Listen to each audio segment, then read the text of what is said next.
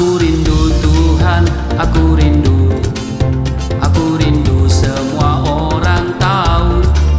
Aku rindu Tuhan, aku rindu. Semua orang percaya padamu.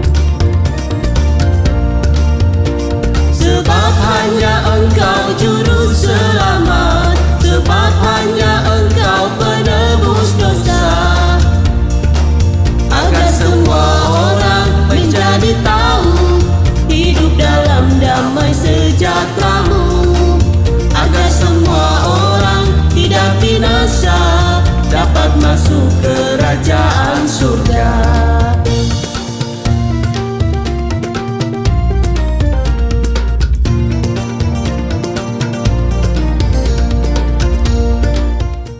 Shalom Bapak Ibu, sahabat Galilea yang diberkati oleh Tuhan Yesus. Jumpa lagi bersama saya di hari ini. Dan tentunya saya berharap Bapak Ibu semuanya dalam keadaan yang baik-baik saja. Amin. Sebelum kita beraktivitas sebagaimana biasanya, kita datang kepada Tuhan dan mari kita berdoa. Bapa, di dalam nama Tuhan Yesus, kami datang di hadapan-Mu. Kami mengucap syukur atas kebaikan-Mu yang Engkau nyatakan di sepanjang malam dalam istirahat tidur kami.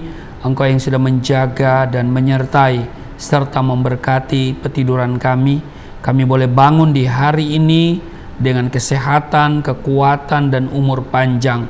Terpujilah Engkau. Terima kasih. Dan sebelum kami beraktivitas, kami datang bawa seluruh hidup kami.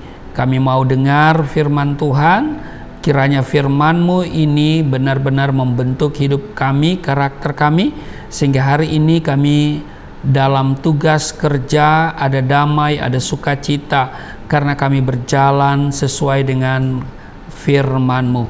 Karena itu urapi kami, buka hati pikiran kami, urapi juga hamba-Mu. Di dalam nama Tuhan Yesus, haleluya, amin. Bapak Ibu, kita membaca di dalam Amsal harusnya ayat 1 sampai dengan ayat 18 pada pasal 9. Tapi ini terlalu panjang, maka saya melihat saja di ayat 11 dikatakan begini.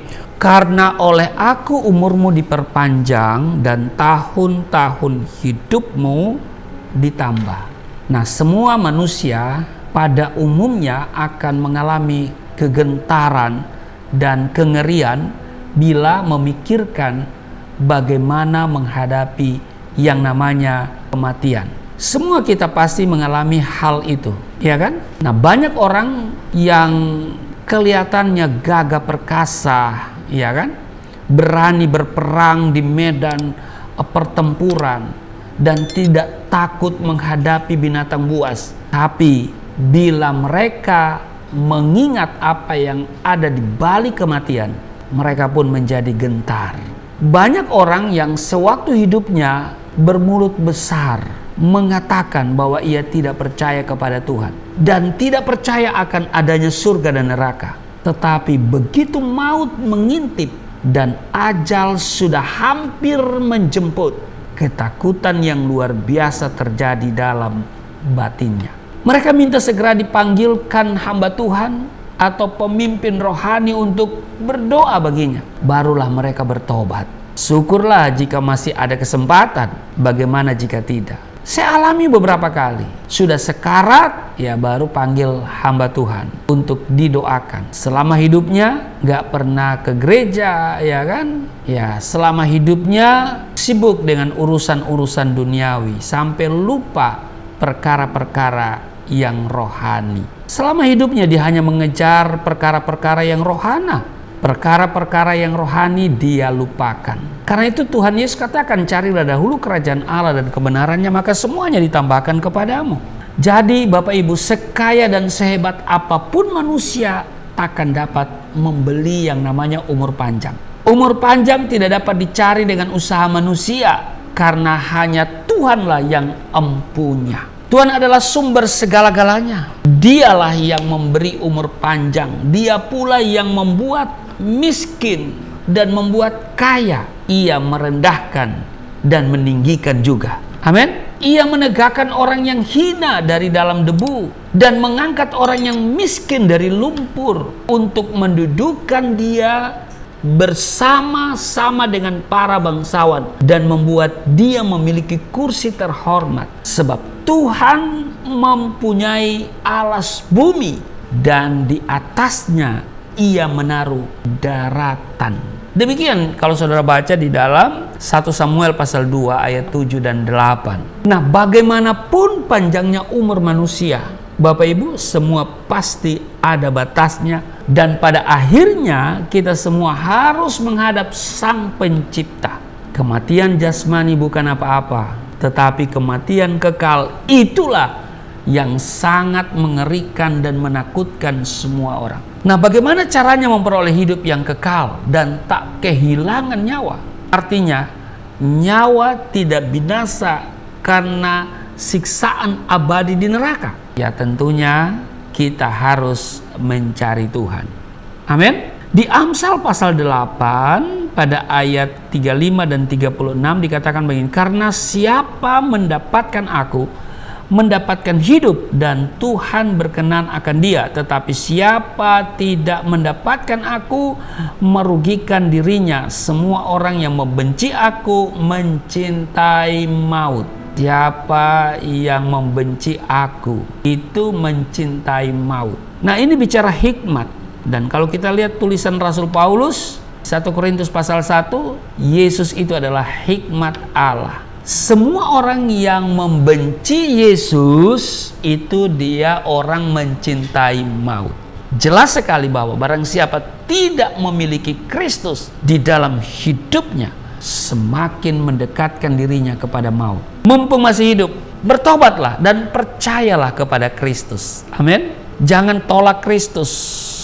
Bagi saudara yang belum menerima Yesus, buka hatimu, undang Yesus hadir dalam hidupmu. Maka engkau dan seisi rumahmu diselamatkan. Amin. Biarlah kita tidak menolak Kristus, tapi kita selalu hidup di dalam Kristus. Hidup kita akan lebih hidup jika Kristus hidup di dalam kita. Amin. Tuhan Yesus memberkati. Mari kita berdoa. Terima kasih untuk hari ini kami diingatkan supaya kami tidak menolak Kristus, dan kami diajarkan hari ini bahwa kematian adalah sebuah kepastian. Itu sebabnya kami mempersiapkan diri. Kami percaya bahwa di dalam Yesus kami memiliki kehidupan yang kekal. Walaupun tubuh jasmani kami mati, tetapi kami percaya kami akan dibangkitkan dan memiliki tubuh kemuliaan dan hidup kekal di surga bersama dengan Kristus. Sebab Engkau sendiri yang berkata, di mana aku berada, kamu pun berada. Terima kasih Tuhan untuk jaminan itu. Berkati kami semua di hari ini dalam kerja apapun yang kami lakukan.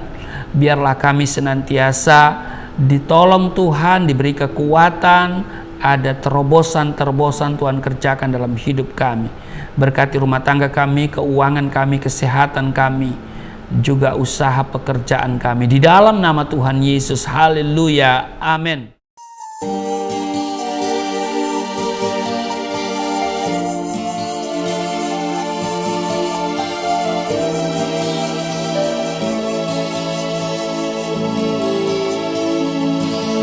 Bapa kami yang di surga, dimuliakanlah nama-Mu. Datanglah kerajaan, jadilah kehendak-Mu di bumi seperti di surga.